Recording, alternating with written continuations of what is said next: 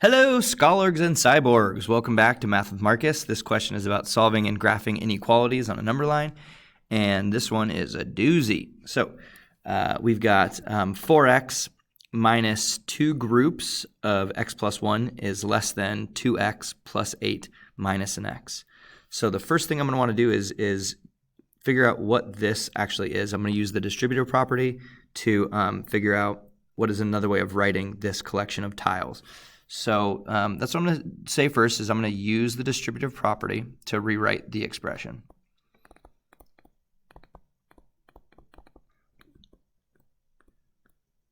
All right, so we're going to record our steps over to the right here.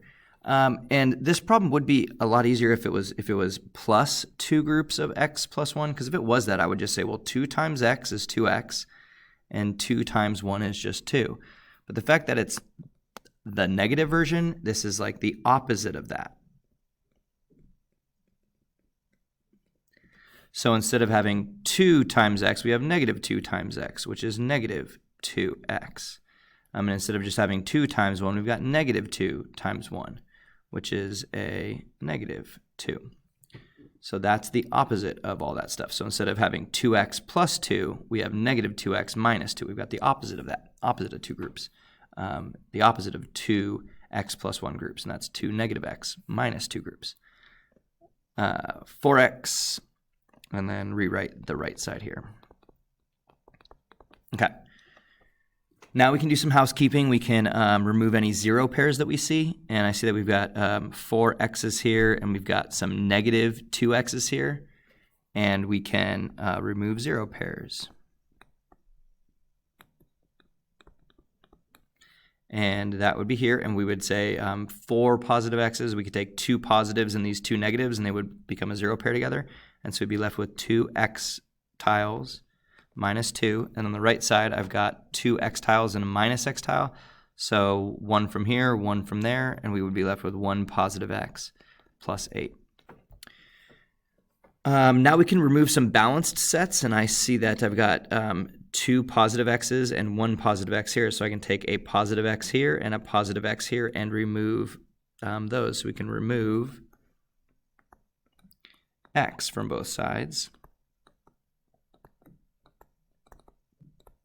From both sides, so take that one away, we're just left with 8, and take 1 away from here, and it's just going to be x minus 2. Okay?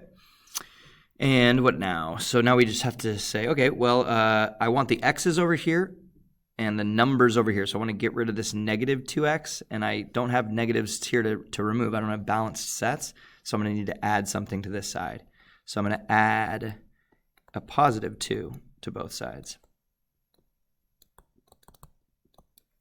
Adding 2 positives with those 2 negatives, it's going to make a 0 pair. So 2 positives, 2 negatives, well, they'll cancel each other out, and we'll be left with x. And on this side, we're going to add 2 positives. So 2 plus 8, 10. And there's our expression. So any number that x can be that is less than 10 will make this original inequality true. So any number that x is less than 10 will make this inequality true. So we're going to graph those solutions. This doesn't need to be very complicated. Here we go. That looks like 10 to me. And let's do a different color. Let's take red and put a circle on that point. It's called the boundary point. And ask yourself, can x be 10? Is 10 less than 10? No, 10 is equal to 10. 10 is not less than 10. So 10 is not a solution, so do not shade it in. It stays open. It's called an open circle. But it can be any number less than 10. It can be 9, it can be 8, it can be 0. And all those numbers occur this side of that boundary point. So it's called a boundary point because anything past it is not a solution. So it separates the solutions from the not solutions. So it's the boundary point. So that's your answer. X can be anything less than 10 to make this inequality true. All right, thanks.